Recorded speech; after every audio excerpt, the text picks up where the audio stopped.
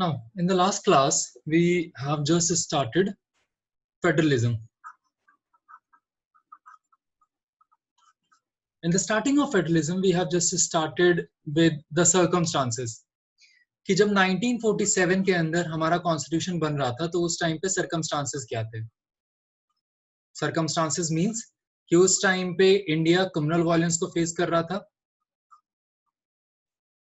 उस communal violence के अंदर अराउंड 10 लाख लोगों को मार दिया जाता है.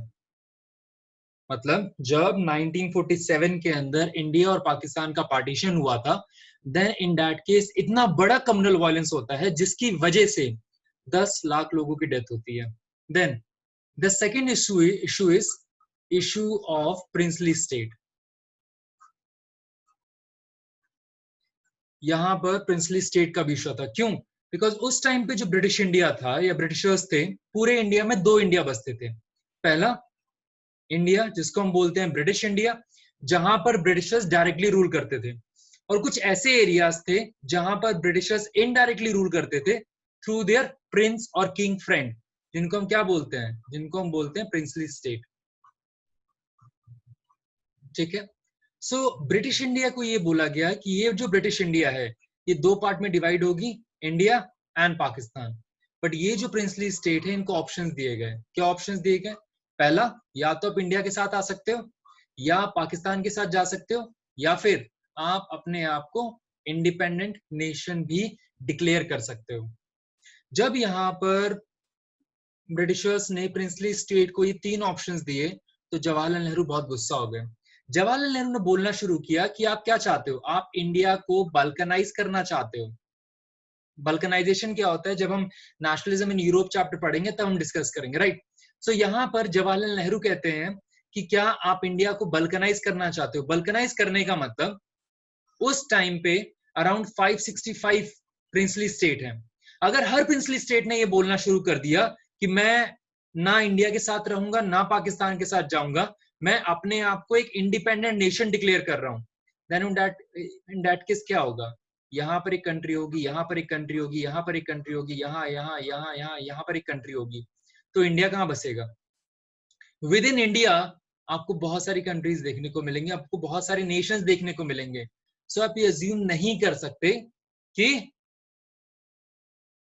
इंडिया में इतने सारे फैक्शंस होंगे, राइट. इसीलिए उन्होंने ब्रिटिशर्स को मनाने की कोशिश की कि इन प्रिंसली स्टेट को सिर्फ दो ऑप्शन दिए जाएं, either they come to India और दे गो टू पाकिस्तान. लेकिन इसमें भी कंडीशंस है. कंडीशंस क्या है?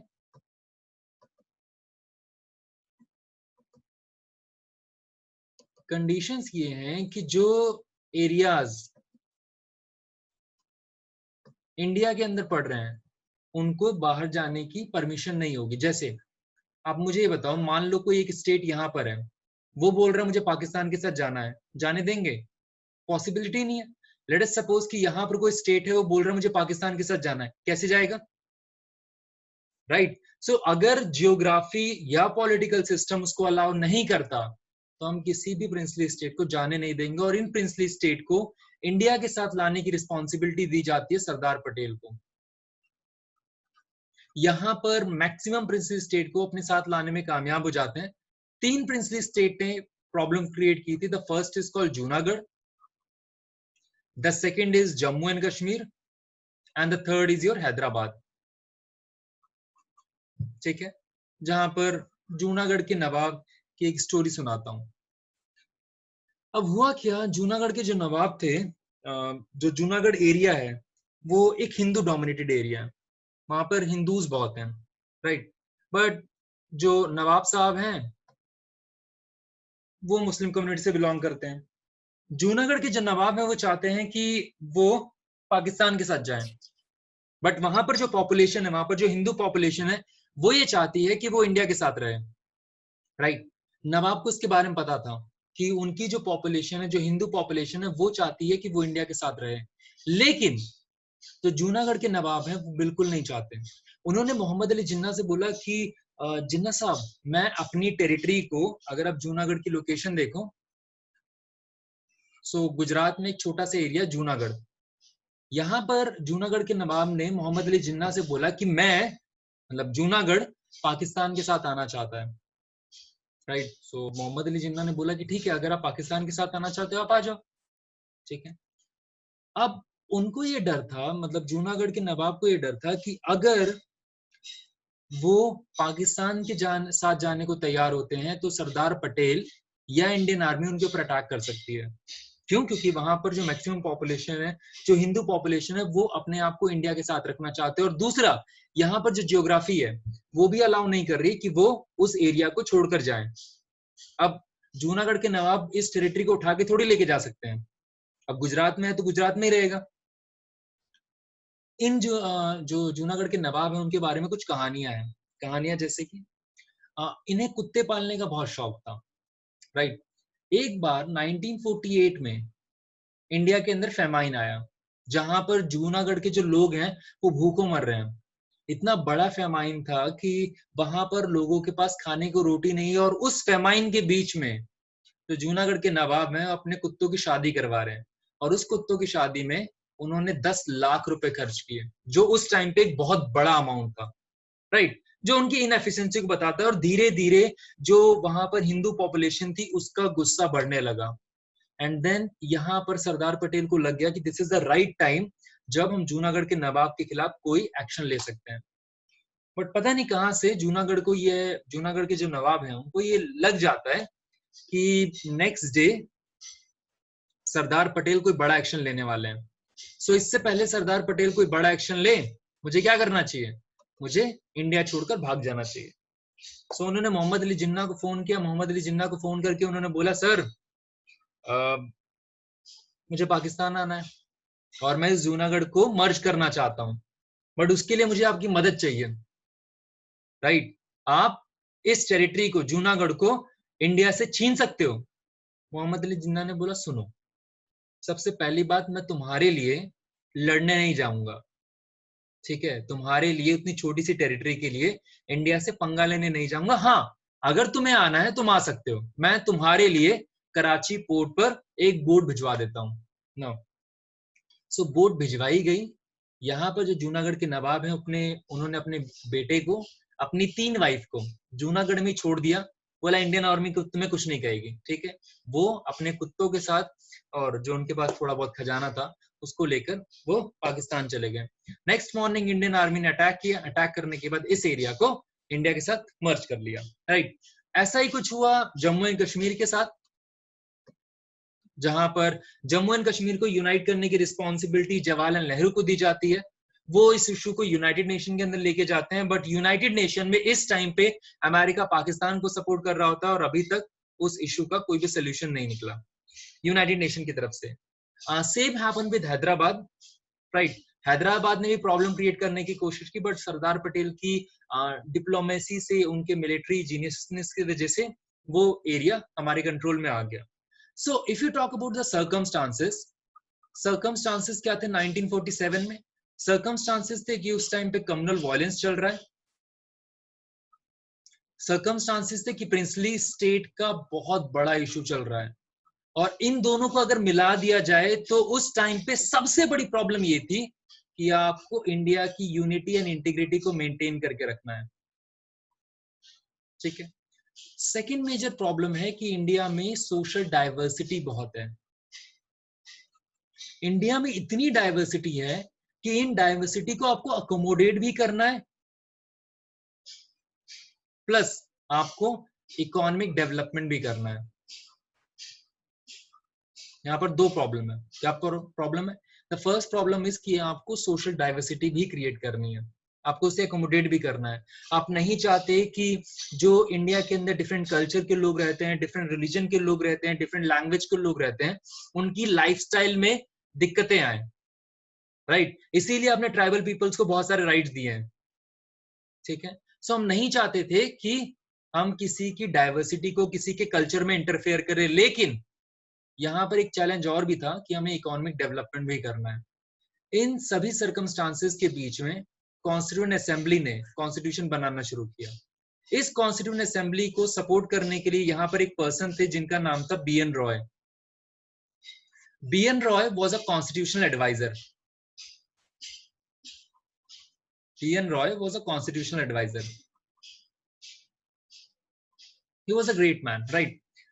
इन्होंने उस टाइम पे जितने भी प्रोमिनेंट कॉन्स्टिट्यूशन थे पूरे वर्ल्ड के, उन सबको पढ़ा था, राइट? सो जब भी कोई डिबेट एंड डिस्कशन होता कि हम इस चीज को क्यों ऐड कर रहे हैं, B.N. रॉय सामने आते हैं कि देखिए इस कॉन्स्टिट्यूशन के इस प्रोविजन को हम इसलिए ऐड कर रहे हैं बिकॉज ये अमेरिका के कॉन्स्टिट्यूशन में लिखा हुआ है, जर्मनी के कॉन्स्टिट्यूशन में लिखा हुआ है, फ्रांस के कॉन्स्टिट्यूशन में लिखा हुआ है, हमने इस आइडिया को यहां से एक्सट्रैक्ट किया, right? So this is how he try to justified points.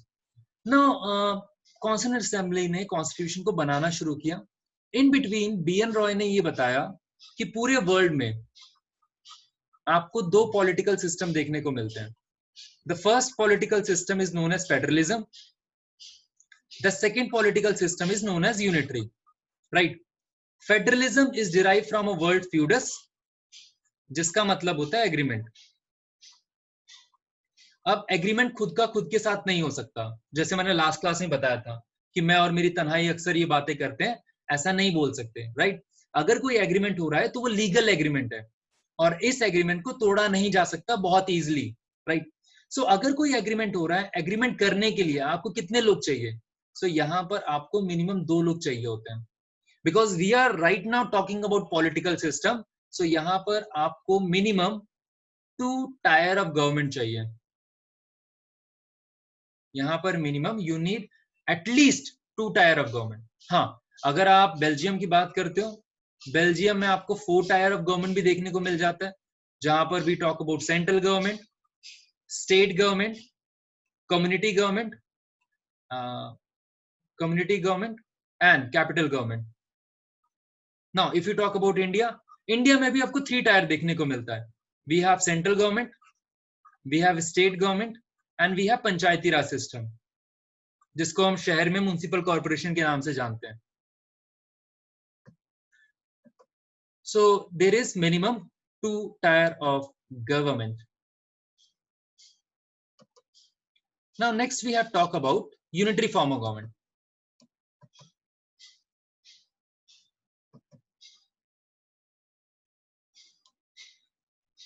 In unitary form of government, we have seen this unitary form of government is derived from word unit, जिसका मतलब होता है सिर्फ और सिर्फ single unit.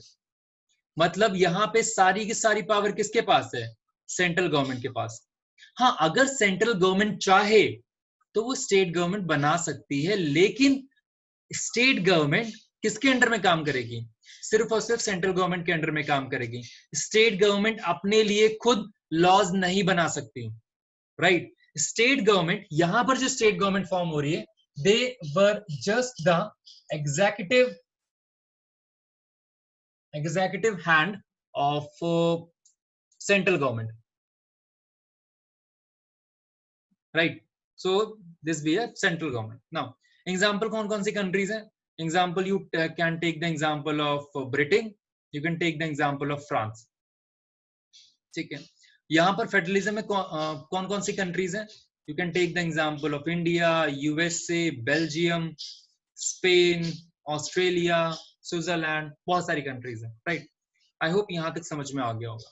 Now because the name of the chapter is federalism, it means कि हमें federalism को थोड़ा डिटेल में पढ़ने की जरूरत है. Now the next part is feature of federalism. Now the next part is called feature of federalism. Now feature of federalism में in the last class we have read about there is minimum 2 tier of government. यहाँ पर minimum 2 tier of government होता है, right?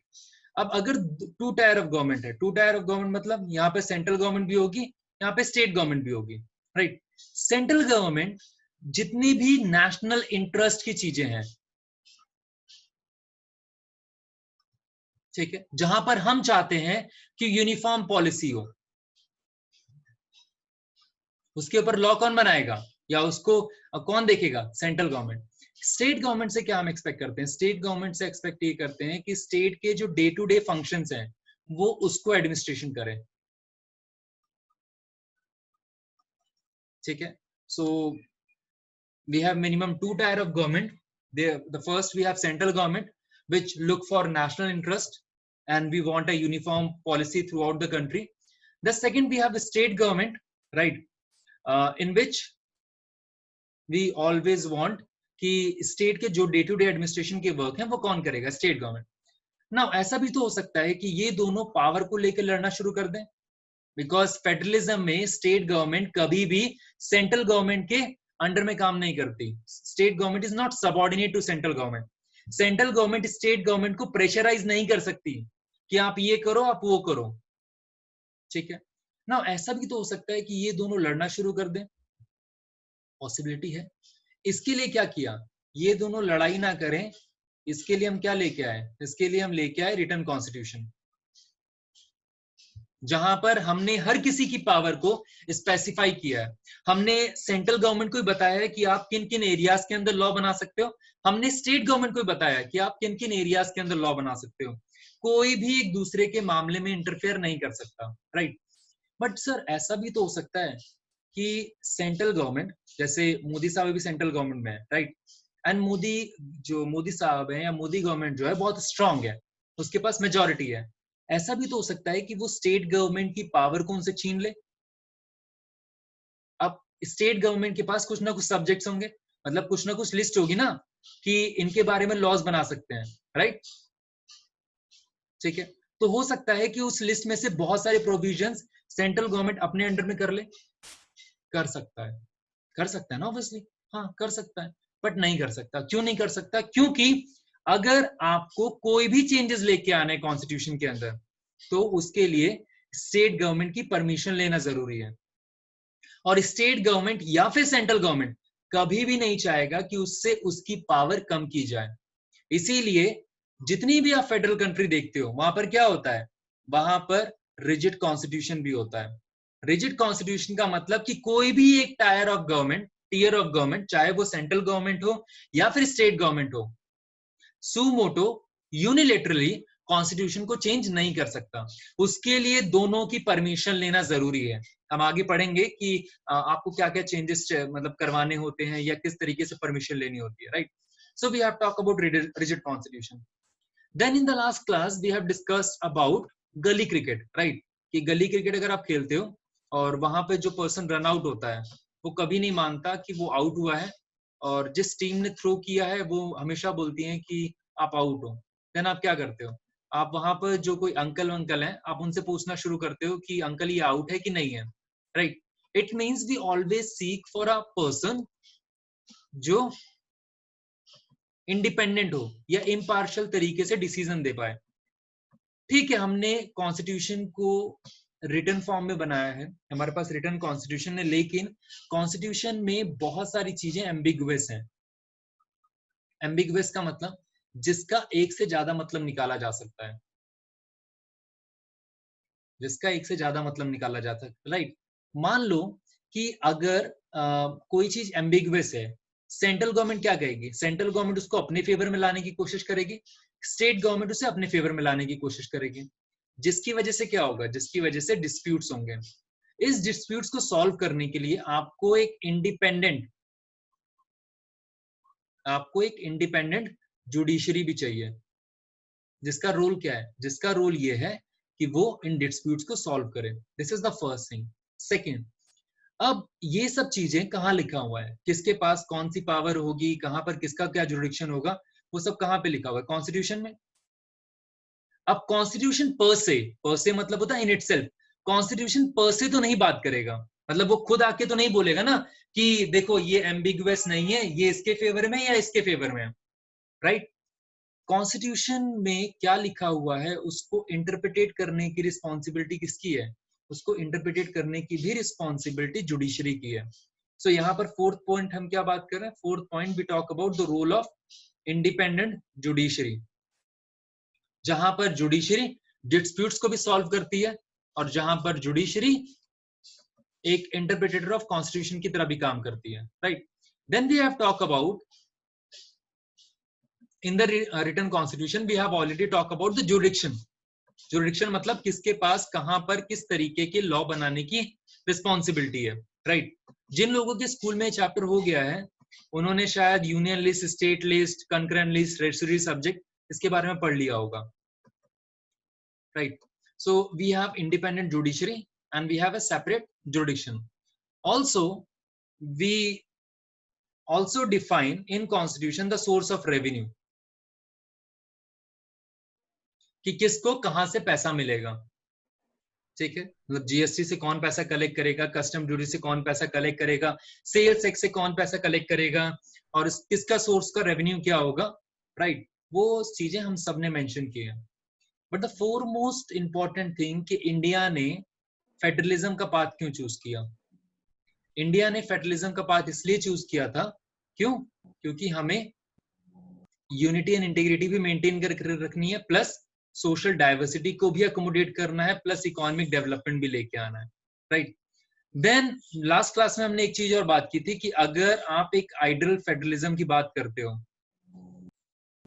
ठीक है, सो वो दो चीजों पर बेस्ड होती है. The first is called mutual trust and the second is called an agreement of living together, कि दोनों के दोनों साथ में रहना चाहते हैं, ठीक है? सो अगर आप फेडरलिज्म की बात करते हो, फेडरलिज्म में क्योंकि दो यूनिट है, उसका मतलब एग्रीमेंट होता है, तो एग्रीमेंट तोड़ा भी जा सकता है. अगर आप चाहते हो कि ये एग्रीमेंट लंबा चले, बहुत लंबे टाइम तक चले, देन उसके लिए सोसाइटी में उन दो टीयर ऑफ गवर्नमेंट के अंदर म्यूचुअल ट्रस्ट भी होना चाहिए, और वो दोनों प्लेज करने चाहिए कि वो दोनों साथ में रहेंगे, राइट? आई गेस हमने यहां तक पढ़ लिया था, या इससे आगे भी पढ़ा था?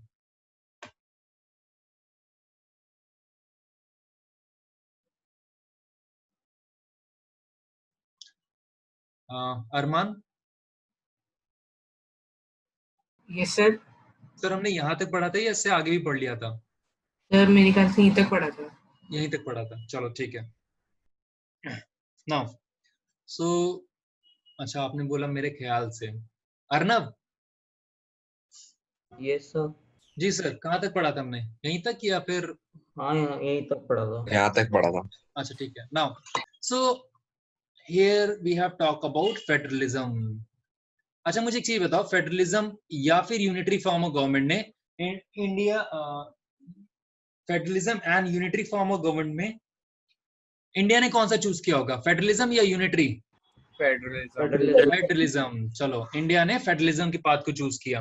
नाउ जैसे ही बीएन रॉय ने ये बताया कि दो पॉलिटिकल सिस्टम है, फेडरलिज्म, यूनिटरी, तो सभी लोगों ने बोलना शुरू किया, अरे फेडरलिज्म, हमें यही पाथ चूज करना चाहिए. और सुनो, चूज नहीं करना है, हमें क्या करना है, हमें इसे इंडियन कॉन्स्टिट्यूशन में मेंशन भी करना है. जैसे यूएसए के कॉन्स्टिट्यूशन में क्या लिखा हुआ है? यूएसए के कॉन्स्टिट्यूशन में लिखा हुआ है, यूएसए या United state of America shall be a federation of state. Shall be a federation of state, right? तो जैसे यूएसए के कॉन्स्टिट्यूशन में लिखा हुआ है कि USA shall be a federation of state, हमें भी इंडियन कॉन्स्टिट्यूशन में लिख देना चाहिए, India is a federation of state, या India shall be a federation of state. लेकिन इंडिया के आर्टिकल 1 में हमने क्या लिखा? हमने लिखा India, that is Bharat. Officially India के दो नाम है, इंडिया और Bharat. India that is Bharat shall be a union of state, right?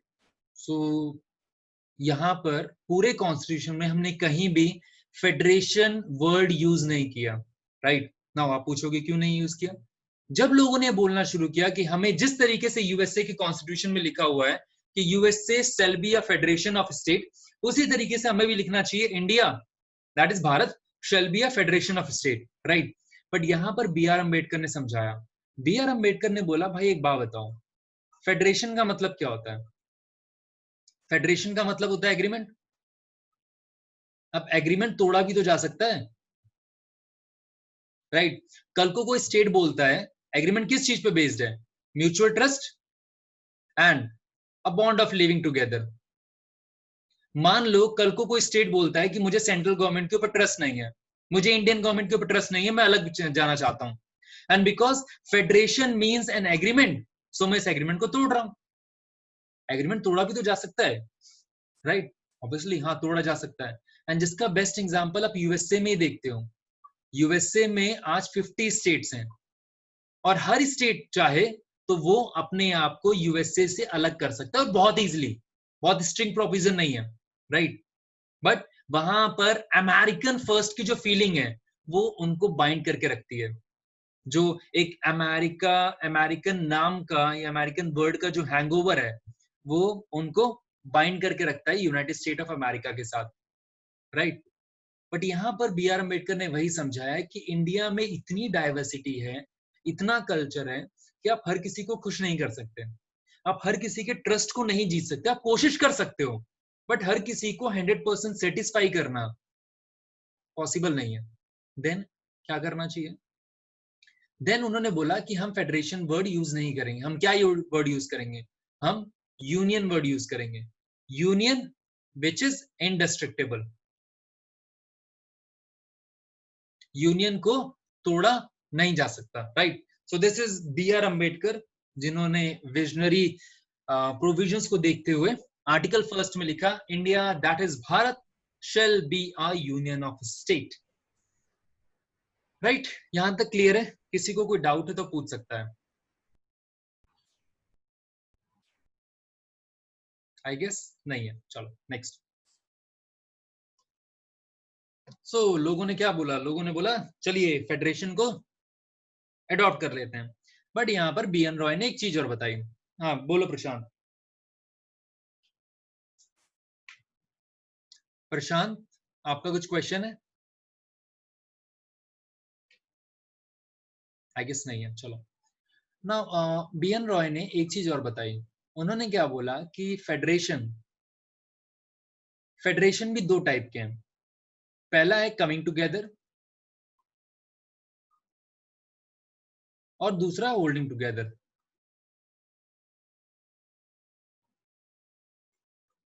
पहला है कमिंग टुगेदर एंड दूसरा है होल्डिंग टुगेदर। आई गेस इसका एग्जांपल मैं दे चुका था, नहीं आपको दिया था? नहीं दिया था शायद। हाँ, so first we have coming together and we have holding together. Now let's talk about coming together. Prashant sir चलो आप हो यहाँ पे।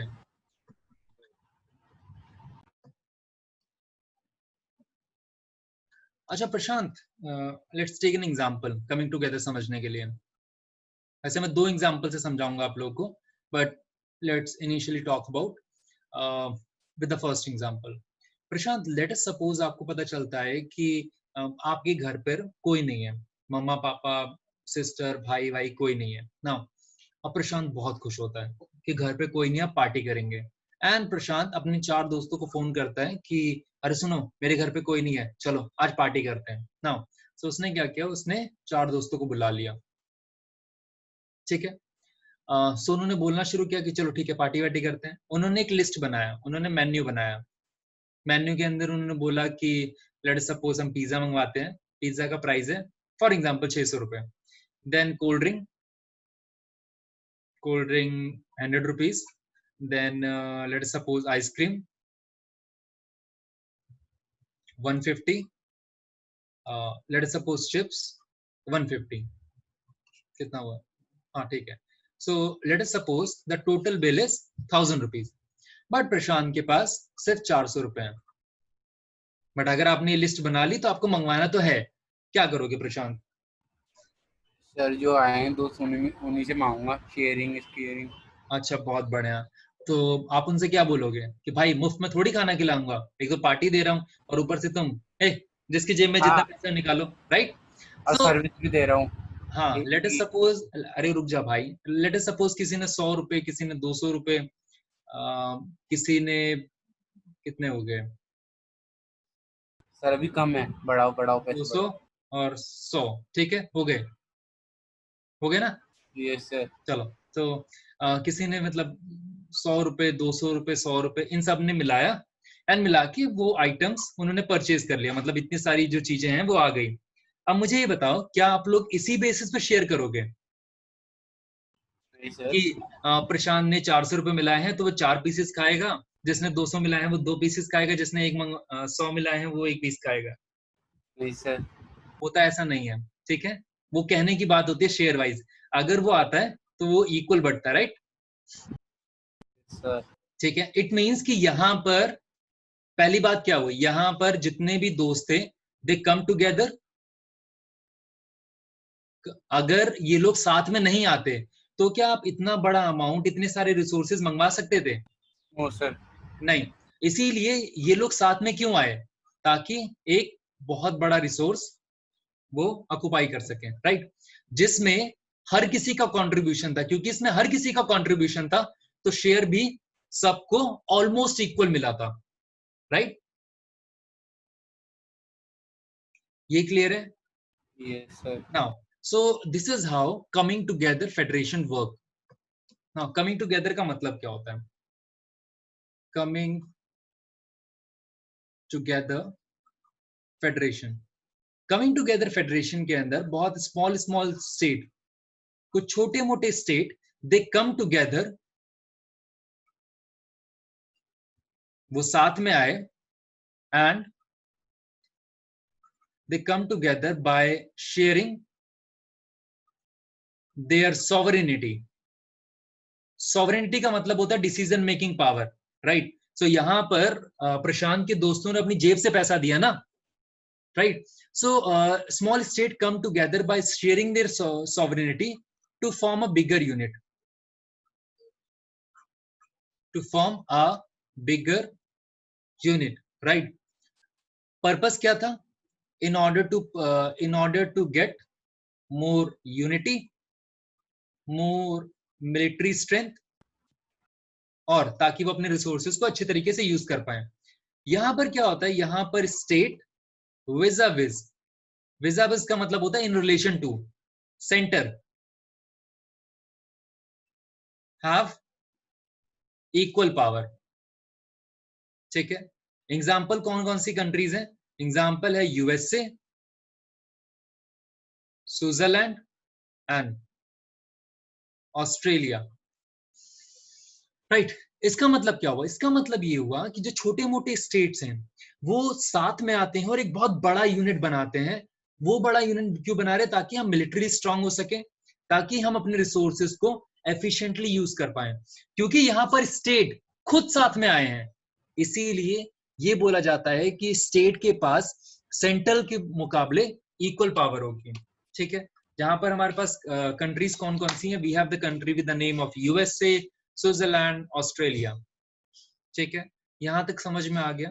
जिसको नहीं समझ में आया वो पूछ सकता है।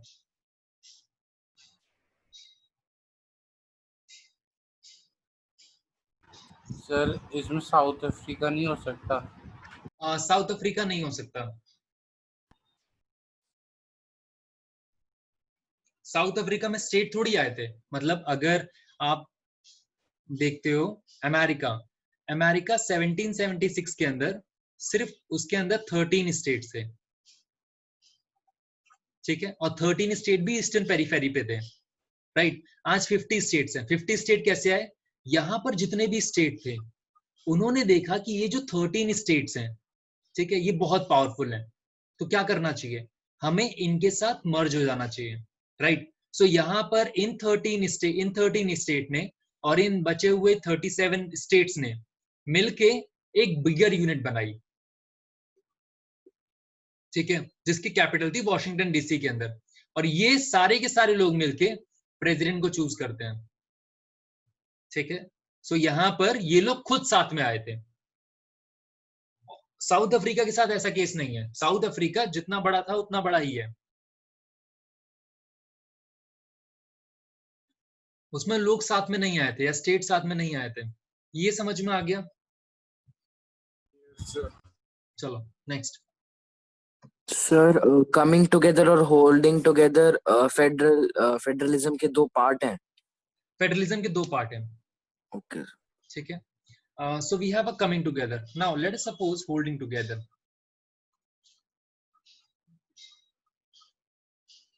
होल्डिंग टुगेदर में ये बोला गया कि मान लो कोई कंट्री बहुत बड़ी है, ठीक है। जी अर्जुन, आप कुछ क्वेश्चन पूछना चाह रहे हैं? सर वो पिछले वाला पार्ट समझ नहीं आया था। आपको क्या समझ नहीं आया? सर मेरा थोड़ा नेटवर्क की प्रॉब्लम है तो समझ नहीं आ रहा। अच्छा ठीक है, मैं क्लास के एंड में समझाऊं, चलेगा? Okay sir. ठीक है। अच्छा, किसी और को भी समझ नहीं आया तो मैं दूसरे एग्जांपल से समझा सकता हूँ। बाकी सबको समझ में आ गया? सर एक बार और समझा दो। अच्छा, आपको समझ नहीं आया? Yes sir. आपको क्या समझ नहीं आया? सर दो स्टेट मिलकर सर कैसे मिलिट्री बढ़ा सकती हैं सर? दो स्टेट मिलकर, मैं दो स्टेट की बात नहीं कर रहा, बहुत सारे स्टेट्स की मिलकर बात कर रहा हूँ, राइट। और सुनो सुनो, यहाँ पर स्टेट का मतलब स्टेट गवर्नमेंट नहीं होता, राइट। स्टेट का मतलब जैसे यूपी बिहार ये वाले स्टेट नहीं है। स्टेट का मतलब क्या होता है? स्टेट का मतलब नेशन भी हो सकता है, स्टेट का मतलब स्टेट भी हो सकता है, स्टेट का मतलब पंचायत भी हो सकती है, स्टेट का मतलब कंपनीज भी हो सकती है जो गवर्नमेंट से फंड लेती है।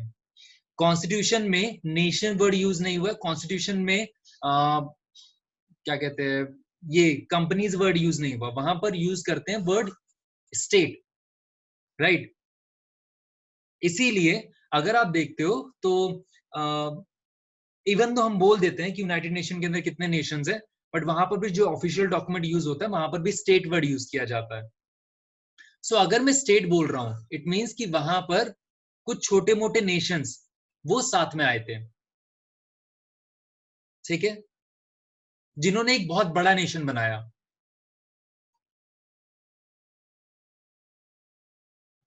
नहीं समझ में आया? आ गया sir. Now, so we have holding together.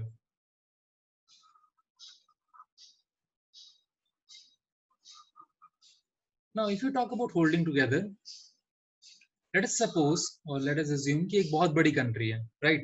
Just like India. Now, India, पूरी इंडिया को, जिसका लैंडमास 3.28 मिलियन स्क्वायर किलोमीटर है, आप उस पूरी की पूरी कंट्री को दिल्ली से रन नहीं कर सकते। और अगर आप रन करना भी चाहो तो आप एडमिनिस्ट्रेटिव एफिशिएंसी नहीं ला सकते। क्यों? क्योंकि इंडिया, जी उन्नति, उन्नति आप कुछ कहना चाह रहे हो? उन्नति? No sir. ठीक है ma'am. Now let us suppose कि एक बहुत बड़ी कंट्री है, for example India, right. Now India को आप दिल्ली से बैठकर पूरी की पूरी कंट्री को रन नहीं कर सकते, ठीक है। तो यहां पर क्या किया? यहां पर हमने ये किया कि अपने एडमिनिस्ट्रेशन एफिशिएंसी के लिए पूरी की पूरी कंट्री को कुछ स्टेट में डिवाइड कर दिया,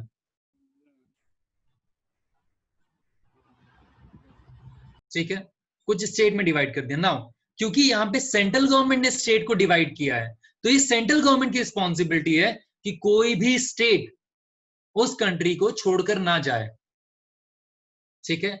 यहां पर होल्डिंग टुगेदर के अंदर ये माना जाता है कि यहां पर जो सेंट्रल गवर्नमेंट है विजा विज स्टेट गवर्नमेंट, वो मोर पावरफुल होती है। क्यों? क्योंकि यहां पे स्टेट खुद नहीं आए थे एक बहुत बड़ा नेशन बनाने के लिए, यहां पर सेंट्रल गवर्नमेंट ने अपनी पॉलिटिकल एफिशिएंसी के लिए या इफेक्टिव एडमिनिस्ट्रेटिव एफिशिएंसी के लिए पूरे के पूरे एरिया को डिवाइड किया था। क्योंकि यहां पर सेंट्रल गवर्नमेंट ने डिवाइड किया है, तो वो क्या करेंगे, वो एक होल्ड रखते हैं इनके ऊपर, मतलब खींच के रखते हैं कि कोई भी जो स्टेट है वो भागे ना यहां से, ठीक है। ये समझ में आ गया? सर एक बार दोबारा समझा दो प्लीज। सर आपकी आवाज ब्रेक हो रही है।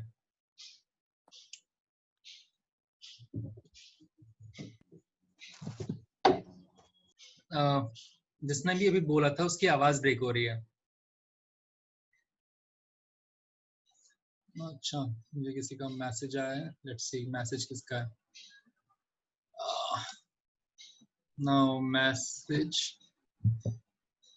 सर होल्डिंग टुगेदर फिर से बता दो, चल खुशी ना, छोड़ो। अच्छा, बाकी लोगों को ये समझ में आ गया? मैं दूसरा एग्जांपल लेता हूँ, ये समझ में आ गया? Yes sir.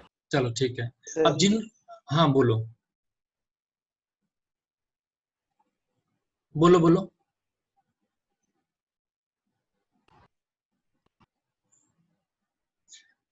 चलो, जिन लोगों को समझ नहीं आया holding together and coming together, ठीक है, ठीक है, ऐसा हो सकता है कि ना समझ में आओ ना, मैं आपको दोनों दोबारा समझा रहा हूँ, कमिंग टुगेदर, होल्डिंग टुगेदर।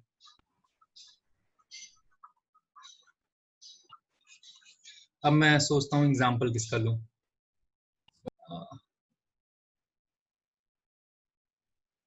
प्रखर, प्रखर, सर फजान का लो, फजान के अरे रुको रुको रुको, प्रखर यस सर। कैसे हैं सर आप? सर मैं ठीक हूँ। बढ़िया, चलो अच्छा, मुझे एक चीज बताओ, मैं ऐसे पूछ रहा हूँ, डोंट फील ऑफेंडेड, कभी पार्टी में गए हो? Yes sir. अच्छा, जब पार्टी में जाते हो, मतलब मैं शादी और रिसेप्शन वाली पार्टी की बात कर रहा हूँ, जब भी वहां पर जाते हो तो सबसे पहले वो फ्रूट चाट लगे होते हैं, राइट? Yes sir. चलो, जब फ्रूट चाट लगे होते हैं तो मान लो कि ये कौन है, ये हमारा प्रखर है, राइट? ठीक है, राइट। अब फ्रूट चाट की यहाँ पे टेबल लगी हुई है, बहुत सारे फ्रूट्स हैं यहाँ पे, राइट? सो प्रखर जाता है, प्रखर यहाँ पर एक प्लेट उठाता है, प्लेट उठाने के बाद, now let suppose this is a plate, right? अब प्रखर क्या करेगा? सर ये प्लेट है कि शॉपिंग मॉल में शॉपिंग करने के लिए चीज है? सर, जब दो बड़े बात करो तो बच्चों को बीच में नहीं बोलना चाहिए। जी प्रखर, बोलिए। सर फ्रूट डालूंगा। अच्छा, फ्रूट, कौन कौन से फ्रूट आपको पसंद है, बोलना शुरू करो। सर एप्पल, मैंगो, अरे लीची। भाई भाई, मुझे लिखना भी होता है। हाँ, सो मैंगो हो गया, चलो एप्पल, और सर बनाना। बनाना, और बस सर। अरे और बोलो यार, फ्रूट्स के नाम बताओ 10। पाइनएप्पल। पाइनएप्पल, वाटरमेलन, वाटरमेलन, बोलते रहो। लीची। लीची, लीची, हाँ, आगे। गुआवा, ऑरेंज, ऑरेंज, बहुत बढ़िया, और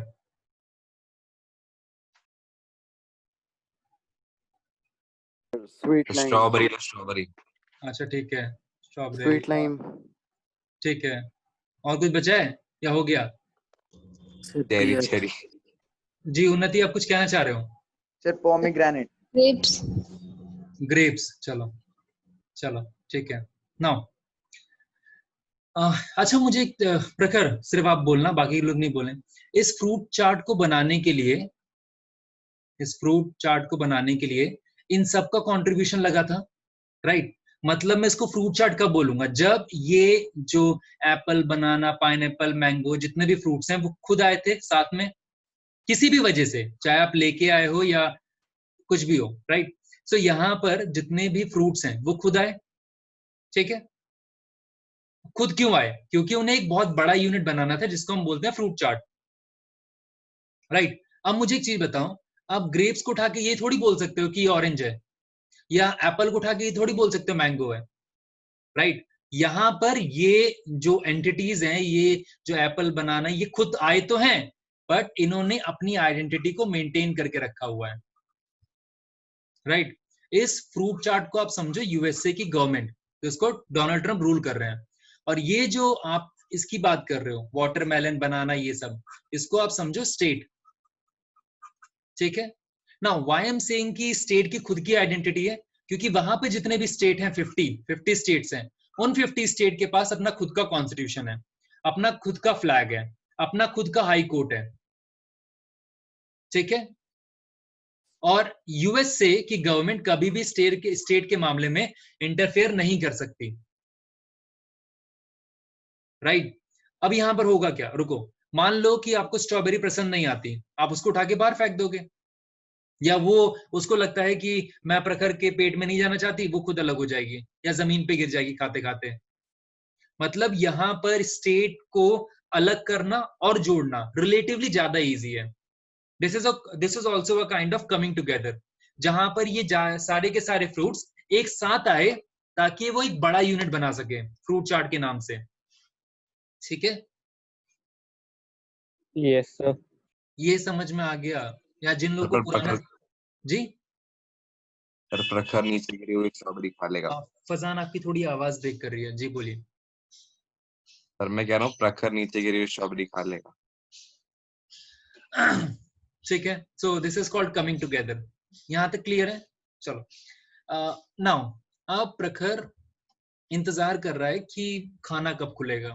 ठीक है ना, वो खाना खाने जाता है और वो वहां पे देखता है कि एक दाल है जिसको हम बोलते हैं दाल मखनी। ना दाल मखनी में, अच्छा किसी ने दाल मखनी बनाई है? मतलब गर्ल्स में किसी ने ट्राई व्राई किया है? प्रशांत आपने बनाई है?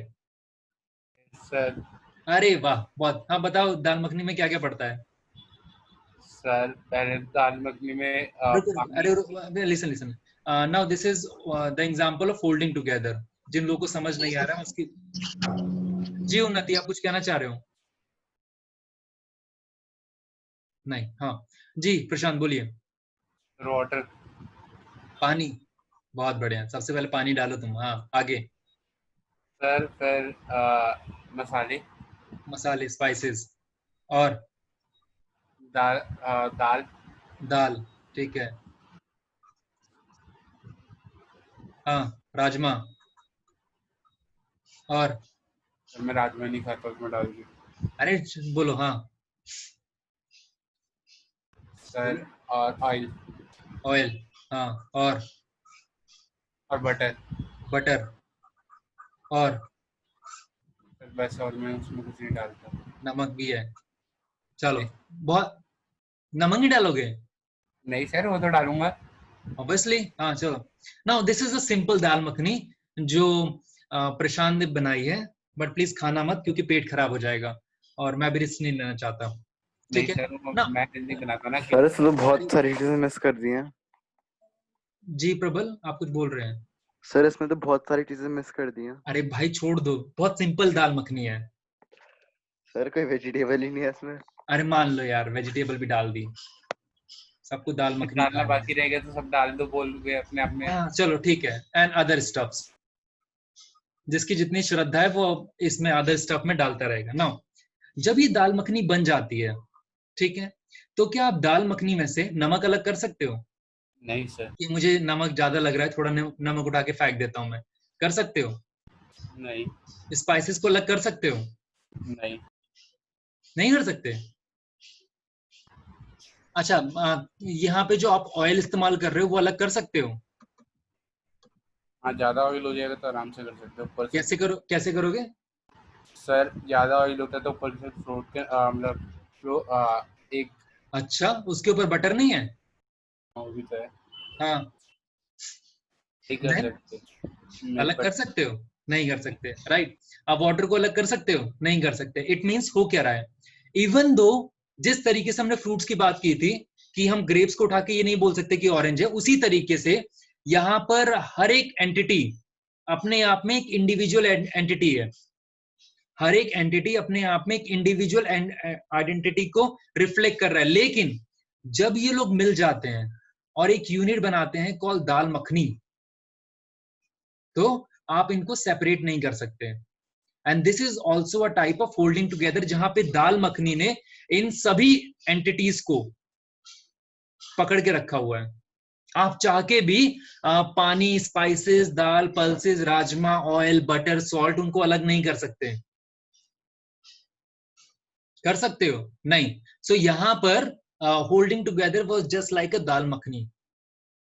ठीक है, जहां पर इंडियन गवर्नमेंट ने या सेंट्रल गवर्नमेंट ने जब स्टेट गवर्नमेंट को डिवाइड किया, जब स्टेट्स को डिवाइड किया, तो वो क्या करते हैं, वो उन स्टेट को पकड़ के रखते हैं। अगर कोई भी स्टेट भागने की कोशिश कर रहा है तो उसकी पिटाई पड़ सकती है, आप इमरजेंसी लगा सकते हो, राइट।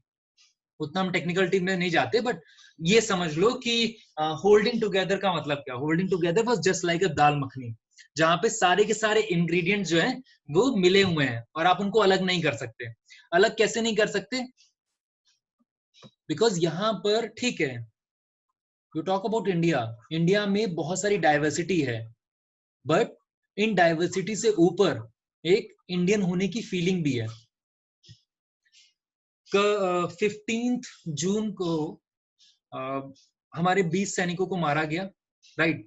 अब चाहे आप इंडिया में किसी भी एरिया की बात करो, हर एरिया के लोग, चाहे वो नॉर्दर्न इंडिया के लोग हों, सदर्न इंडिया के लोग हों, वेस्टर्न इंडिया के लोग हों, ईस्टर्न हो, नॉर्थ ईस्टर्न हो, हर कोई दुखी था, हर कोई चाइना से बदला लेने की बात कर रहा था, राइट। इट सिंपली मीन्स कि यहाँ पर एक सेंस ऑफ नेशनलिज्म है। उस सेंस ऑफ नेशनलिज्म की वजह से कोई स्टेट इंडिया को छोड़कर जा ही नहीं सकता।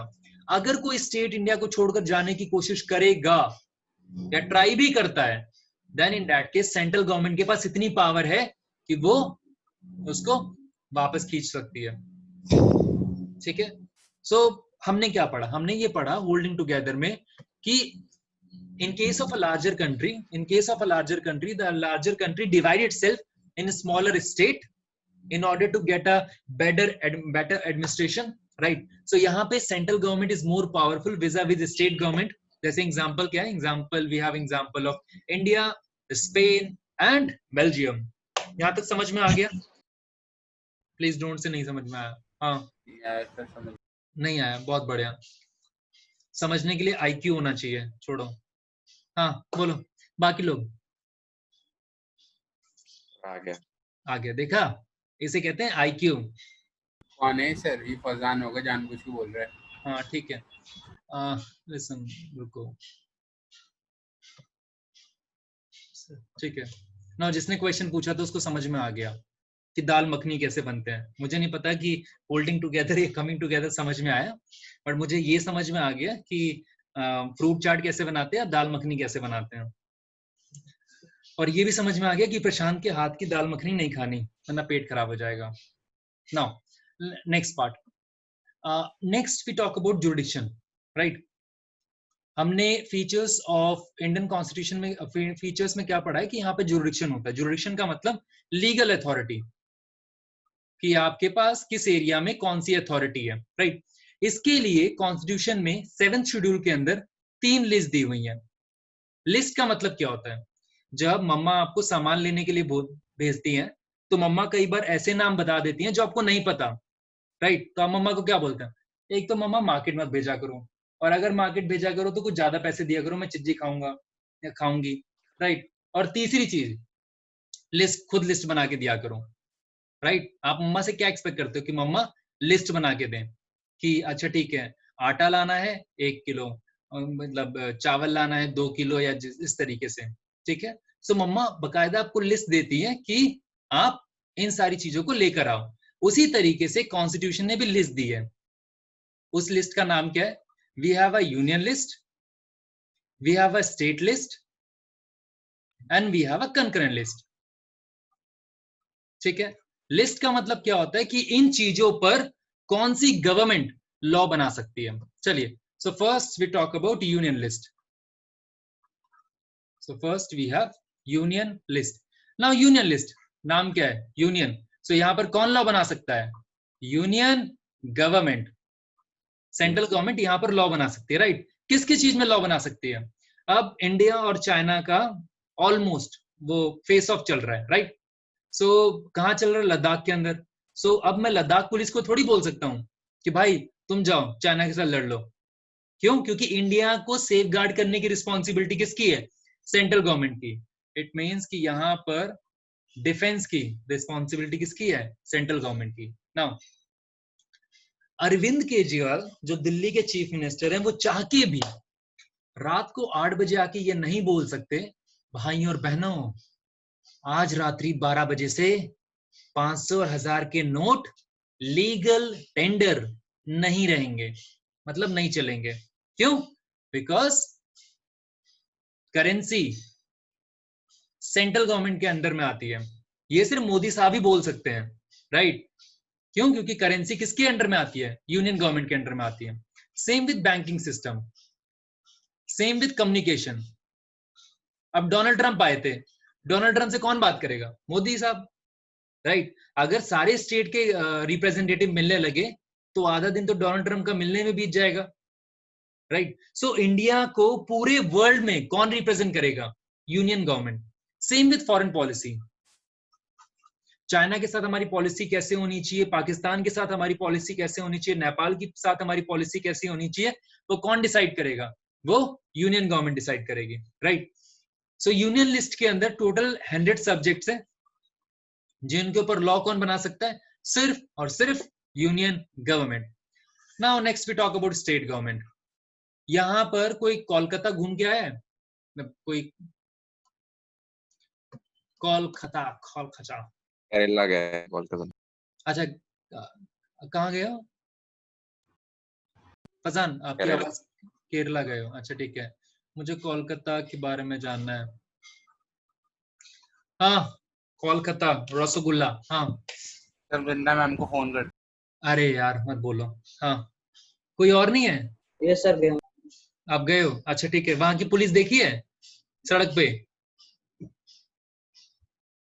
हाँ सर। हाँ, उनका ड्रेस मतलब ड्रेस किस कलर का होता है? वाइट। वाइट, बहुत बढ़िया। दिल्ली के पुलिस, जो दिल्ली पुलिस है उसका ड्रेस किस कलर का है? Brown. Brown, dark brown, right. आप यूपी में जाओ तो लाइट ब्राउन है, ठीक है। हाँ, जो लोग केरला घूम के आए हैं वहां पर किस तरीके का कलर है? पर पुलिस को देखा नहीं मैंने। बहुत बढ़िया, ठीक है, ऑब्जर्व करना चाहिए।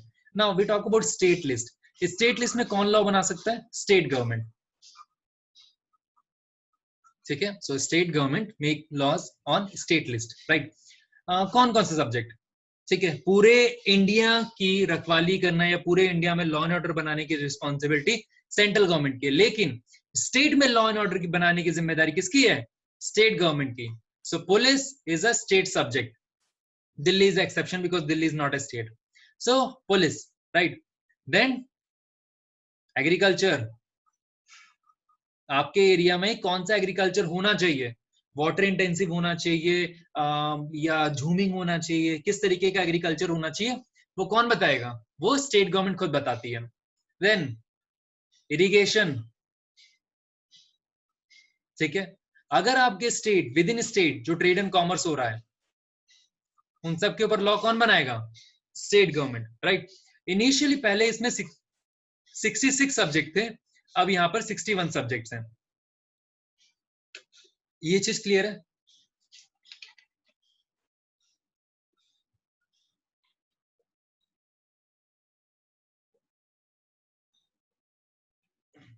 ये चीज क्लियर है?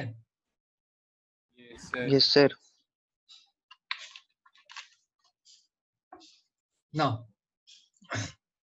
ऐसे बहुत सारे सब्जेक्ट्स होते हैं जहां पर स्टेट गवर्नमेंट भी चाहती है लॉ बनाओ, सेंट्रल गवर्नमेंट भी लॉ चाहती है कि लॉ बनाओ। जैसे एजुकेशन।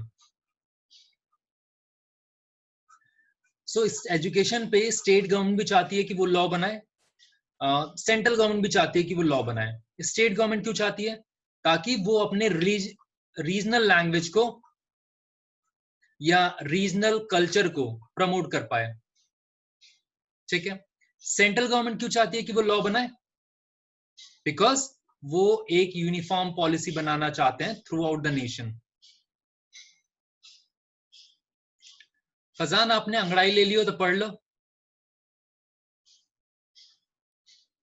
आपका कैमरा ऑन था। हाँ, सो यूनिफॉर्म, आपका यूनिफॉर्म लॉ होना चाहिए, right. So if you talk about state government क्यों लॉ बनाना चाहती है? क्योंकि अपने रीजन लैंग्वेज को प्रमोट करना चाहती है, अपने रीजनल कल्चर को प्रमोट करना चाहती है। सेंट्रल गवर्नमेंट क्यों बनाना चाहती है? बिकॉज वो थ्रू आउट नेशन एक यूनिफॉर्म पॉलिसी बनाना चाहती है एजुकेशन के ऊपर। सो यहाँ पर एजुकेशन को या इस जैसे जो सब्जेक्ट्स हैं उनको कहाँ डाला गया? उनको डाला गया कॉन्करेंट लिस्ट के अंदर। कॉन्करेंट लिस्ट मतलब वो लिस्ट जिसके ऊपर स्टेट गवर्नमेंट भी लॉ बना सकती है, जिसके ऊपर सेंट्रल गवर्नमेंट भी लॉ बना सकती है, राइट। जैसे एजुकेशन, जैसे हेल्थ। अब अरविंद केजरीवाल क्या बोलते हैं? अरविंद केजरीवाल बोलते हैं कि उन्होंने मोहल्ला क्लिनिक बनाया, राइट। इट मींस कि हेल्थ के ऊपर स्टेट गवर्नमेंट भी बना सकती है, right. So education, health, marriage, adoption, marriage के बाद क्या? Divorce, forest, right. अब मुझे एक बात बताओ, मान लो कल को छत्तीसगढ़ बोलता है कि उसके एरिया में जितने भी फॉरेस्ट हैं वो उन फॉरेस्ट को कट कर देगा, राइट। क्यों? क्योंकि वो उसके डोमेन में आता है। अगर आप फॉरेस्ट को कट कर दोगे, उसके आसपास जितने भी स्टेट है उनको प्रॉब्लम नहीं होगी? पूरे इंडिया को प्रॉब्लम नहीं होगी? होगी। सो यहाँ पर सेंट्रल गवर्नमेंट को इंटरफेयर करना जरूरी है। इसीलिए कंकरेंट लिस्ट के अंदर वो सब्जेक्ट्स आते हैं जहां पे स्टेट गवर्नमेंट लॉ बना सकती है, जहां पे सेंट्रल गवर्नमेंट लॉ बना सकती है, लेकिन अगर इनके बीच में कोई भी डिस्प्यूट्स आया या कोई भी कॉन्फ्लिक्ट आया तो सेंट्रल गवर्नमेंट का लॉ प्रिवेल करेगा, स्टेट गवर्नमेंट का लॉ प्रिवेल नहीं करेगा। ठीक है नाउ, अच्छा मुझे एक चीज बताओ, हमारा कॉन्स्टिट्यूशन कब बना था? हमारा कॉन्स्टिट्यूशन बना था 26 नवंबर 1949। 26 नवंबर 1949 को हमारा कॉन्स्टिट्यूशन तैयार हो गया था। अच्छा रुको, किसी ने क्वेश्चन पूछा है। Now the question is, I am leaving the okay, ठीक है ठीक है चेक। सर मेरा एक क्वेश्चन था। पूछो, आप पूछो। सर अगर ये दोनों मतलब स्टेट और सेंट्रल की अगर दोनों में कॉन्फ्लिक्ट होता है हाँ, तो सेंट्रल का ही क्यों माना जाएगा? क्योंकि जबकि स्टेट को अगर वो चीज़ पसंद नहीं है, उसके स्टेट में वो इम्प्लीमेंट नहीं कर सकती, मतलब सही नहीं है तो। अच्छा अच्छा मुझे एक चीज बताओ, मैं ऐसे पूछ रहा हूँ, मुझे इस क्वेश्चन का आंसर सोचना पड़ेगा। ये आपका घर है, ठीक है, मान लेते हैं, right Prashant? Yes sir. Now ये आपका घर है और ये आपका रूम है,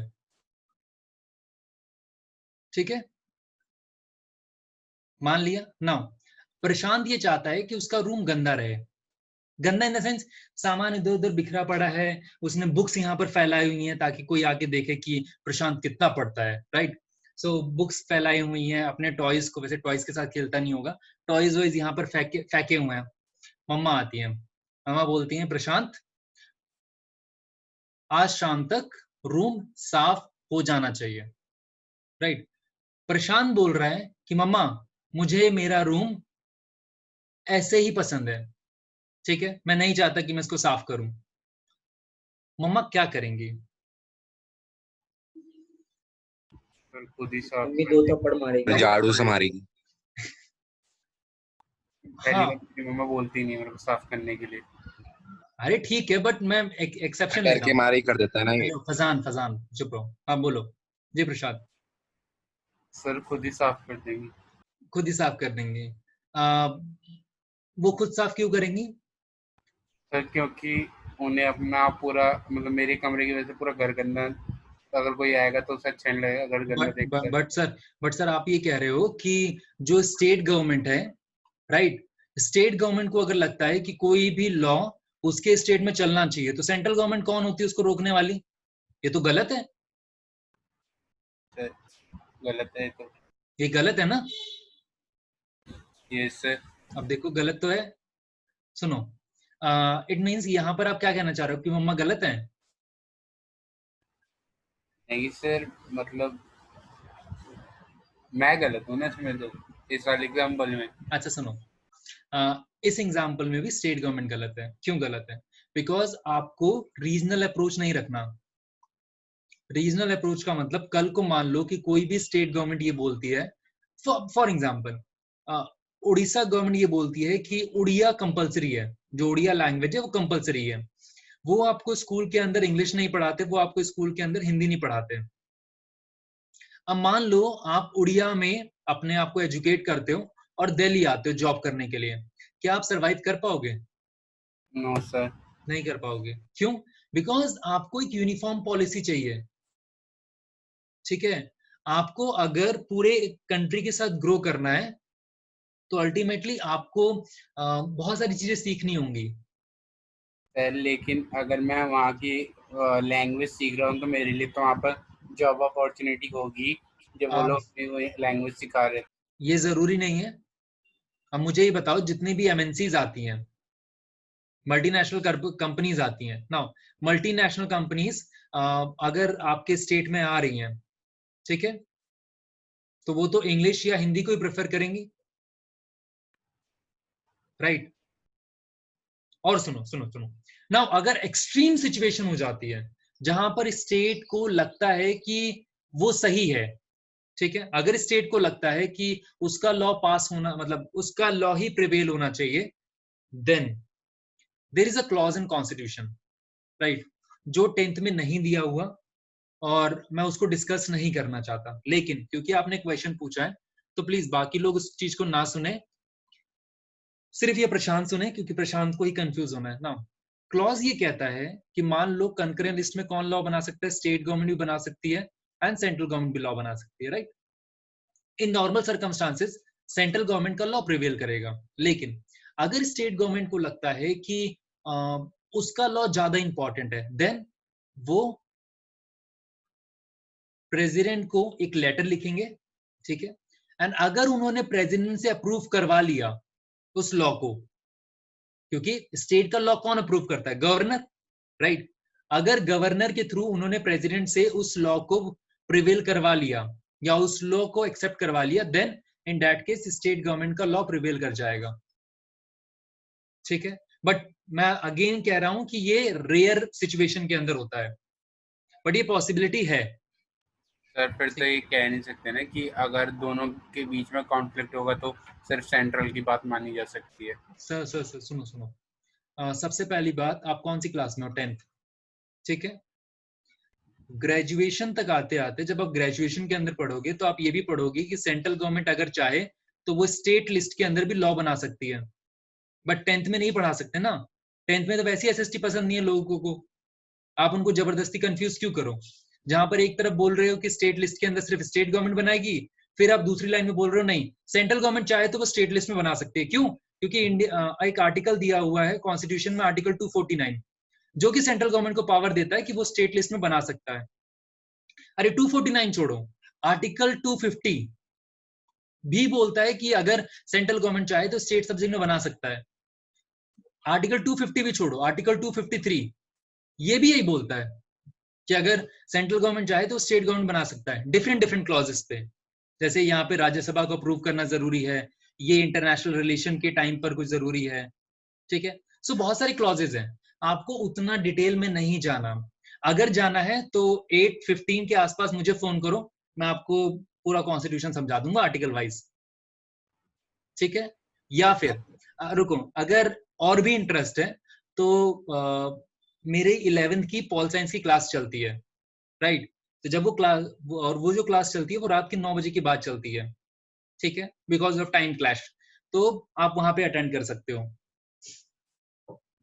ठीक है। सर 9 से कितने बजे? 9 to 11। सर बस एक लास्ट क्वेश्चन है मेरा, पूछो। अगर दोनों गवर्नमेंट हैं एक दूसरे के आंसरेबल होती है कि नहीं होती है ये दोनों? फिर आंसरेबल किस सेंस में? सर जैसे कि अगर मैंने जो लॉ बनाया, स्टेट ने जो लॉ बनाया, अगर वो सेंट्रल को बताना है तो मतलब सेंट्रल को पता करना है कि क्या लॉ है और कैसे बनाया उसने, तो वो आंसरेबल रहेगी सेंट्रल की कि वो बताएगी। Listen first of all, central government state government को लेकर आंसरेबल नहीं होती इन नॉर्मल सर्कमस्टांसेस, राइट। इन normal circumstances central government state government को लेकर आंसरेबल नहीं होती। स्टेट गवर्नमेंट सेंट्रल गवर्नमेंट से क्वेश्चन नहीं पूछ सकता, लेकिन क्योंकि स्टेट गवर्नमेंट के अंदर सेंट्रल गवर्नमेंट की भी पार्टी होगी, जैसे बीजेपी है, बीजेपी सेंटर में रूल कर रही है। स्टेट में लेता हूं यूपी में बीजेपी की गवर्नमेंट है। मान लो राजस्थान लेते हैं, राजस्थान में कांग्रेस की गवर्नमेंट है। अब कांग्रेस, बीजेपी ने कोई लॉ बनाया, मान लो सिटीजन अमेंडमेंट एक्ट बनाया, ठीक है। राजस्थान जो कांग्रेस है वो क्वेश्चन पूछना चाह रही है बीजेपी सेंट्रल गवर्नमेंट से, सेंट्रल गवर्नमेंट चाहे तो मना कर सकती है। तो ये लोग क्या करेंगे, ये लोग इससे नहीं पूछेंगे सेंट्रल गवर्नमेंट से, ये बीजेपी से पूछेंगे। क्योंकि बीजेपी सेंट्रल गवर्नमेंट में है तो जो बीजेपी आंसर करेगी वो आप ये मान सकते हो कि वो सेंट्रल गवर्नमेंट का प्रिजर्प्शन है, बट वो जरूरी नहीं होता। In normal circumstances central government is not answerable to state government, but state government is answerable to central government. मैं आंसरेबिलिटी की बात कर रहा हूं, मैं अकाउंटेबिलिटी की बात नहीं कर रहा। यहां पर आप दो टर्म्स पढ़ते हो, एक होता है आंसरेबल, दूसरा होता है अकाउंटेबल, ठीक है। फिर ये जो आपने यूपी वाला एग्जांपल लिया, अगर ये बीजेपी से पूछेगी तो बीजेपी क्यों देगी, जबकि सेंट्रल में वही है तो वो चाहे तो मना भी कर सकती है। पूछने की जरूरत नहीं है, और इसके बारे में हम डिटेल में बात करेंगे जब हम सेंट्रल स्टेट रिलेशन पर बात करेंगे, ठीक है। सो जब हम ये टॉपिक पढ़ेंगे देन आप क्वेश्चन लेके आना, अभी पहले ये पढ़ लेते हैं ना। 26 नवंबर 1949 को जब हमारा कॉन्स्टिट्यूशन बना था, उस टाइम पे इंटरनेट अवेलेबल नहीं था, उस टाइम पे साइबर क्राइम और साइबर लॉ नाम की कोई चीज नहीं थी, ठीक है। नाउ अगर आज आप कॉन्स्टिट्यूशन देखते हो तो यहाँ पर उस चीज को मेंशन किया गया है, जो चीजें जो उस टाइम पे कॉन्स्टिट्यूशन में नहीं थी, और अगर पार्लियामेंट को ये लगता है कि वो चीज जरूरी है तो उसको हम किस में डाल देते हैं, उसको हम रेसिडुअरी सब्जेक्ट में डाल देते हैं, ठीक है। Residuary subject, now residuary subject पे कौन लॉ बनाएगा? रेसिडुअरी सब्जेक्ट पे भी सेंट्रल गवर्नमेंट ही लॉ बना सकती है। एग्जांपल साइबर लॉ या साइबर क्राइम, ठीक है। So we have 3 list and 1 more subject. 3 list में कौन है? The first is union list, state list, concurrent list, and the fourth is a subject called residuary subject, right. Now यहाँ पर perception ये आने लगा, प्रबल आप अपना माइक बंद कर दो। नाउ यहाँ पर परसेप्शन ये आने लगा कि जब वर्ल्ड के पॉलिटिकल थिंकर से पूछना शुरू किया कि इंडिया के बारे में आपका फीडबैक क्या है, सो उन्होंने बोलना शुरू किया India is a quasi federal country, India is a quasi federal country.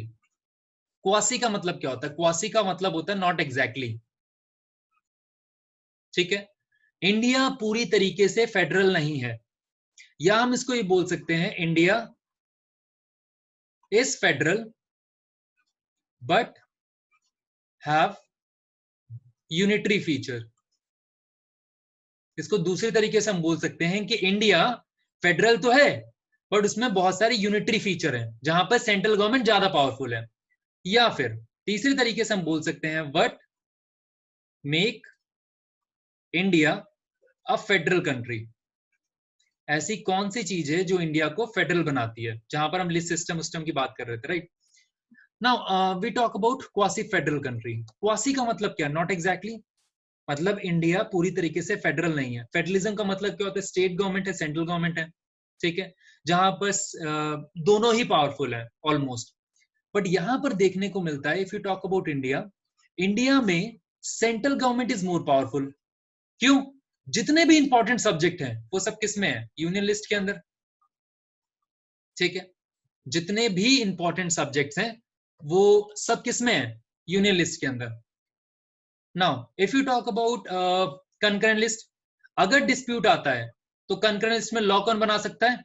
Central government. Then you talk about residuary, residuary पे लॉ कौन बनाएगा? Central government. भाई स्टेट लिस्ट में 61 सब्जेक्ट हैं, उन 61 सब्जेक्ट को छोड़कर बाकी जितने भी लॉज हैं उनमें मैक्सिमम लॉज तो सेंट्रल गवर्नमेंट ही बना रही है। मतलब central government is tend to be more powerful than state government. और वो भी छोड़ो, जो जितने भी कॉन्स्टिट्यूएंट यूनिट है, कॉन्स्टिट्यूएंट यूनिट मतलब एक बेचारा स्टेट गवर्नमेंट, ठीक है। कुछ स्टेट को तो आपने बहुत पावर दे रखी थी, जैसे जम्मू एंड कश्मीर। मैं 31 अक्टूबर 2019 से पहले जम्मू कश्मीर के पास इमेंस पावर थी, जहां पर उनके पास खुद का रिटन कॉन्स्टिट्यूशन था, खुद का फ्लैग था। इंडियन गवर्नमेंट का कोई भी लॉ वहां पर तब तक इंप्लीमेंट नहीं हो सकता जब तक उनकी खुद की लेजिस्लेटिव असेंबली उसे सपोर्ट ना करे। उस टाइम पे था, आप देखो अरुणाचल प्रदेश, नागालैंड, मिजोरम, उनके पास क्या है? उनके पास ILP है। ILP का मतलब क्या होता है? Inner line permit. They have inner line permit. Now inner line permit का मतलब क्या होता है? इनर लाइन परमिट का मतलब ये होता है, पहले ये पूरे स्टेट में था, 7 स्टेट में था, फिर इसको कम किया गया, फिर अब 3 या 4 स्टेट के अंदर है। नाउ यहाँ पर ये बोला जाता है कि मान लो आपको किसी भी ट्राइबल एरिया के अंदर से जाना है, ठीक है। सो आपको अरुणाचल प्रदेश की गवर्नमेंट से, नागालैंड की गवर्नमेंट से या मिजोरम की गवर्नमेंट से परमिशन लेना जरूरी है। वो आपसे बहुत सारे क्वेश्चन पूछेंगे कि आप यहाँ पे क्यों आए हो, क्या करने आए हो, कब तक रहोगे, ठीक है, कब वापस जाओगे, राइट। अगर वो चाहे तो आपको डिनाई भी कर सकते हैं। जब आप राजस्थान, मुंबई, किसी भी एरिया में घूमने जाते हो, आपसे कोई भी गवर्नमेंट पूछती है? नहीं। बट अगर आप नॉर्थ ईस्टर्न स्टेट में, बहुत सारे स्टेट में जाओगे तो वहां पर वो स्टेट गवर्नमेंट आपसे क्वेश्चन पूछ सकती है, ठीक है। सो आपने कुछ स्टेट को तो बहुत पावर दी है, और कुछ जो कॉन्स्टिट्यूएंट यूनिट है, जैसे जिनको आप यूनियन टेरिटरीज कहते हो, जो स्मॉल स्टेट्स के मतलब स्मॉल कॉन्स्टिट्यूएंट यूनिट है, जैसे दिल्ली। अरविंद केजरीवाल रोते रहते हैं कि दिल्ली को स्टेट बना दो, मुझे पावर चाहिए। पुडुचेरी, ठीक है, पुडुचेरी के जो गवर्नमेंट है और जो किरण बेदी हैं जो वहां की गवर्नर है, वो दोनों लड़ते रहते हैं। Then Daman and Diu, Daman and Diu, Dadar and Nagar Haveli, Lakshadweep, Andaman Nicobar, Chandigarh, इन सब बेचारों के लिए लॉ कौन बना रहा है? लॉ खुद सेंट्रल गवर्नमेंट ही बनाती है। हाँ, ये दोनों लकी है जो इनके पास खुद की लेजिस्लेटिव असेंबली है, ये खुद के लिए लॉ बना सकते हैं। बट इन बचे हुए लोगों के लिए तो लॉ भी सेंट्रल गवर्नमेंट ही बना सकती है। अदरवाइज आप जम्मू एंड कश्मीर और लद्दाख, ये दोनों यूनियन टेरिटरी हो गए, ठीक है। सो जम्मू कश्मीर इस कैटेगरी में आएगा जहां पर उसके पास खुद की लेजिस्लेटिव असेंबली है। लद्दाख के लिए लॉ कौन बनाएगा? Central government. सो आप ये बोल सकते हो कि yes, India is a quasi federal country, जहां पर इंडिया के लिए मतलब यहाँ पर central government is more powerful, ठीक है। We have union list, concurrent, residuary subject पे सारे के सारे पर लॉ यही बना रहा है। Then we have constituent unit, ठीक है। So India is a quasi federal country. Now next, India being a federal country, यहाँ पर दो यूनिट है, सेंट्रल गवर्नमेंट और स्टेट गवर्नमेंट, ठीक है। Central government is tend to more powerful, and federalism की जो पूरी की पूरी फिलॉसफी है वो डिवीजन ऑफ पावर पे है। मतलब there should be a division of power in between central government and state government. जहां पे सेंट्रल गवर्नमेंट अपने आप को पावरफुल करना चाह रही है, स्टेट गवर्नमेंट भी चाहती है कि उसको ज्यादा पावर मिले, राइट। और ये दोनों के बीच में जो टसल है वो चलता रहता है और आगे भी चलेगा। मान लो कि सेंट्रल गवर्नमेंट के अंदर कोई एक पावरफुल पार्टी आ जाती है या पावरफुल गवर्नमेंट आती है, जैसे मोदी गवर्नमेंट है पावरफुल, वो चाहते हैं कि वो स्टेट गवर्नमेंट से उनकी पावर छीन ले, या स्टेट के अंदर कोई रीजनल पार्टी है जो बहुत पावरफुल हो जाती है, वो चाहती है कि सेंट्रल गवर्नमेंट से कुछ पावर छीन ली जाए। क्या ये पॉसिबल है? नहीं, ये पॉसिबल नहीं है। क्यों नहीं है? बिकॉज इंडिया में रिजिड कॉन्स्टिट्यूशन है। आप कॉन्स्टिट्यूशन को इतनी आसानी से चेंज नहीं कर सकते ना। कॉन्स्टिट्यूशन को चेंज करने का तरीका क्या है? अगर आप कॉन्स्टिट्यूशन के अंदर चेंजेस लाना चाहते हो तो उन चेंजेस को हम अमेंडमेंट कहते हैं।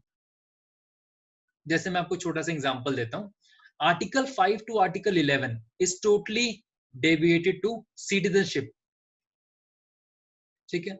अगर मुझे आर्टिकल 5 टू आर्टिकल 11 जैसे सिटीजनशिप है, सिटीजनशिप में अगर कोई चेंजेस लेके आना है और वो चेंजेस पास हो जाते हैं तो उसको हम क्या बोलेंगे? उसको हम बोलते हैं CAA, जिसको लेकर नवंबर दिसंबर में बहुत बवाल हो रहा था दिल्ली में, बहुत एरिया पे दंगे भी हुए, राइट।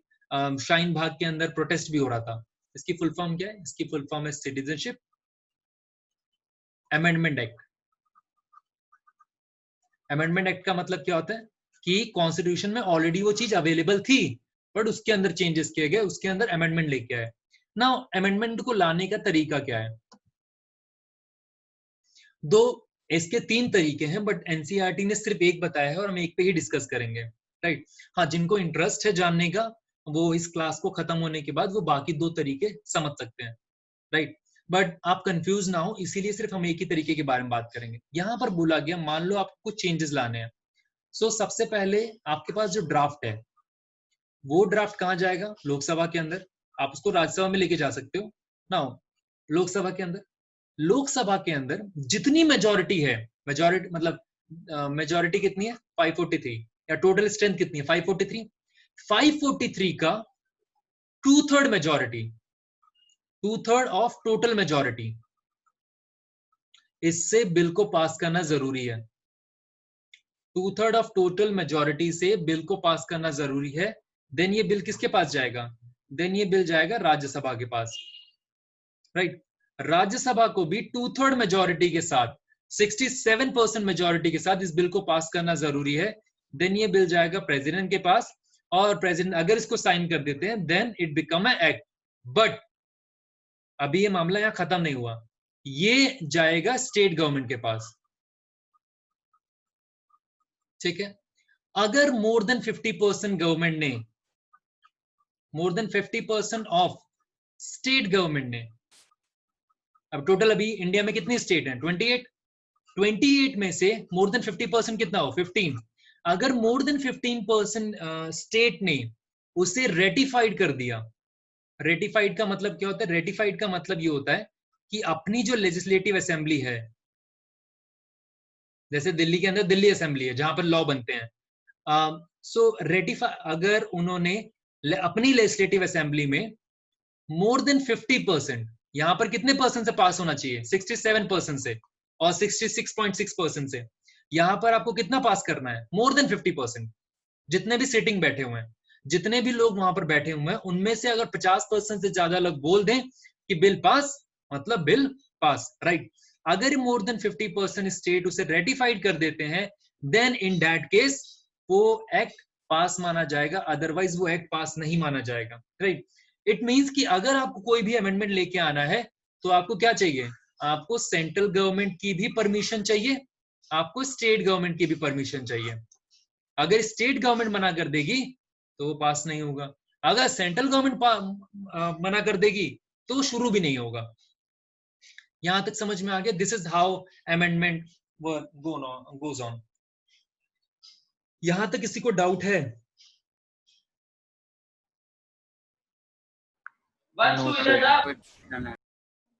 जी सर, प्रेसिडेंट कितनी बार बिल वापस ही भेज सकता है अगर उसे वो बिल करेक्ट ना लगाओ? अच्छा, वो करेक्ट ना लगाओ, ठीक है। हाँ, प्रशांत को छोड़कर किसी और को कोई डाउट है? सर ये अमेंडमेंट वाला पार्ट एक बार दोबारा समझा दो। किसको? कौन सा वाला पार्ट? अमेंडमेंट सर वाला? Yes sir. ठीक है ना, सुनो। ये बोला गया, मान लो मैं एक छोटा सा एग्जांपल ले रहा हूँ, आपको टोटल स्ट्रेंथ पता है। मान लो कि लोकसभा के अंदर 100 लोग हैं, ठीक है। अभी वैसे 543 है, बट आप ये मान लो 100 लोग हैं, राइट। राज्यसभा के अंदर भी 100 लोग हैं, अभी टोटल कितने? 545, बट मान लो 100 लोग हैं ना। अगर आपको ड्राफ्ट करना है तो ये किसके पास जाएगा? ये जाएगा लोकसभा के पास। अगर लोकसभा में से 100 में से 66 लोगों ने बोला कि ये बिल पास, मतलब लोकसभा के अंदर बिल पास हो गया, देन ये किसके पास जाएगा? ये जाएगा राज्यसभा के पास। राज्यसभा भी 2/3 मेजोरिटी के साथ, ठीक है। 2/3 मेजोरिटी मतलब 66 पॉइंट समथिंग। अगर इन्होंने भी 66 बोल दिया, ठीक है, या मैं इन दोनों को लेता हूँ 99, ज्यादा अच्छा रहेगा ना। यहाँ पे भी 99 लोग हैं, यहाँ पे भी 99। 66 ने बोल दिया बिल पास, बिल पास। यहाँ पर भी अगर 2/3 लोगों ने बोल दिया बिल पास, सो बिल पास किसके पास जाएगा? प्रेसिडेंट के पास, ठीक है। प्रेसिडेंट ने अगर उसे साइन कर दिया, then it become a act.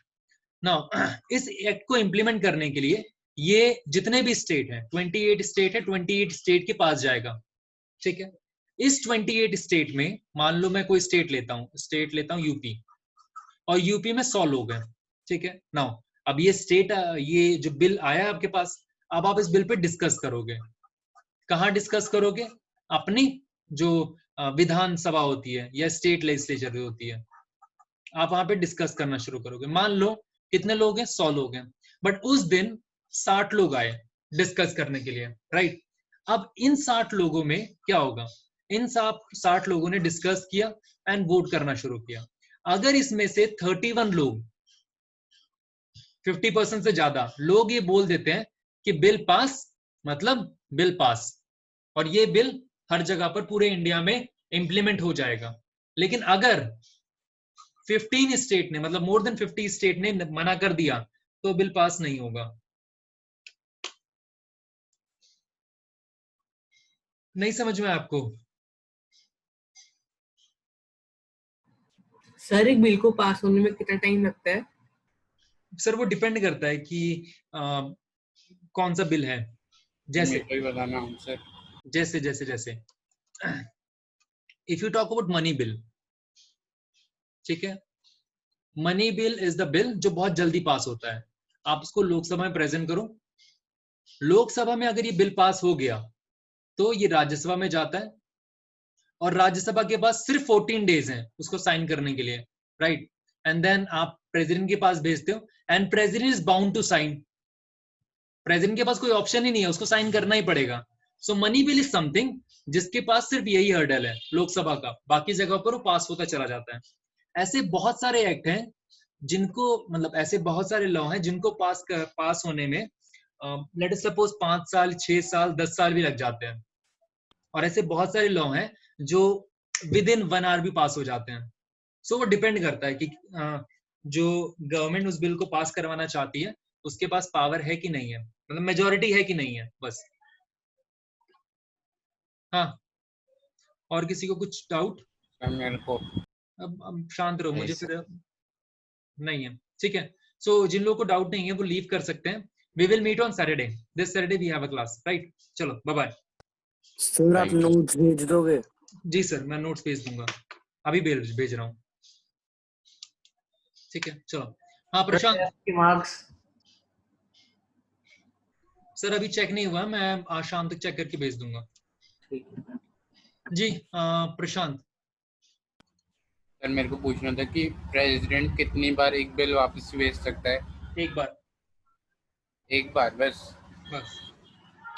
और सर ये मनी बिल वाला अगर राज्यसभा से पास नहीं करता हाँ, तो तो 40 ये 14 के 14 डेज में अगर ये पास नहीं करता तो इसको पास माना जाएगा। सर भले अगर वो राजी ना उस मनी बिल में, या हाँ ठीक है, भले वो राजी हो या ना हो, बट वो पास माना जाएगा, ठीक है। एक बार वो भी बहुत सारे एक्सेप्शंस है उसमें, भाग्य नहीं है उसमें भी बहुत सारे एक्सेप्शंस है, ठीक है। जैसे मनी बिल को वो एक बार भी मना नहीं कर सकता, जो ऑर्डिनरी बिल है उसको एक बार मना कर सकता है, ठीक है। चलो बाय बाय। सर और आपकी वो वाली क्लास कब होगी जिसमें आपको समझाओगे वाला? क्या सर जो मैंने आपसे क्वेश्चन पूछा था कि स्टेट और सेंट्रल में अगर कॉन्फ्लिक्ट हो जाता है, हाँ तो सर आपके बोला नहीं था कि मैं क्लास लूंगा उसमें समझा दूंगा? बोलो बोलो, तुम बोलो क्या बोल रहे हो। अगर स्टेट सुनो, अगर सेंट्रल गवर्नमेंट और स्टेट गवर्नमेंट के अंदर कॉन्फ्लिक्ट होता है तो सेंट्रल गवर्नमेंट का लॉ प्रिवेल करेगा।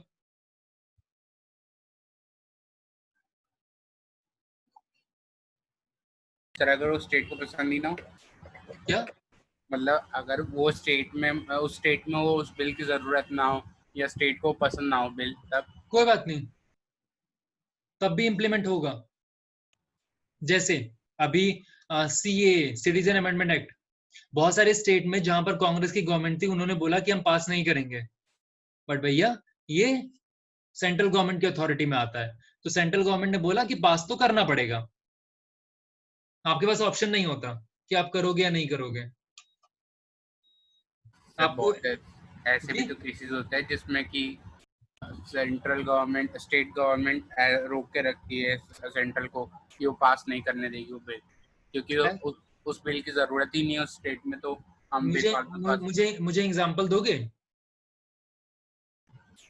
सर एग्जांपल तो याद नहीं, लेकिन मैं तब भी बोल रहा हूँ एक तरह से कि अगर ऐसा हो चांसेस हो सकते हैं। नहीं नहीं, ऐसे कभी चांसेस नहीं होते, राइट? स्टेट गवर्नमेंट के पास, सेंट्रल गवर्नमेंट के पास हमारे कॉन्स्टिट्यूशन में इतनी पावर है कि वो जब चाहे स्टेट मशीनरी को सबक सिखा सकता है, ठीक है। मैं उन आर्टिकल्स पे नहीं आना चाह रहा, मैंने कुछ आर्टिकल्स के हिंट दिए थे आपको, आर्टिकल 249, 250, 253, आपने 356 के बारे में पढ़ा होगा, 352 के मतलब इमरजेंसी पावर के बारे में पढ़ा होगा। सो ऐसी बहुत सारी पावर है, स्टेट गवर्नमेंट मना नहीं कर सकती, और स्टेट गवर्नमेंट के चाहने या ना चाहने से कुछ नहीं होता, it is the central government जिसकी रिस्पॉन्सिबिलिटी सबसे ज्यादा है, ठीक है। चलो थैंक यू सर, बाय।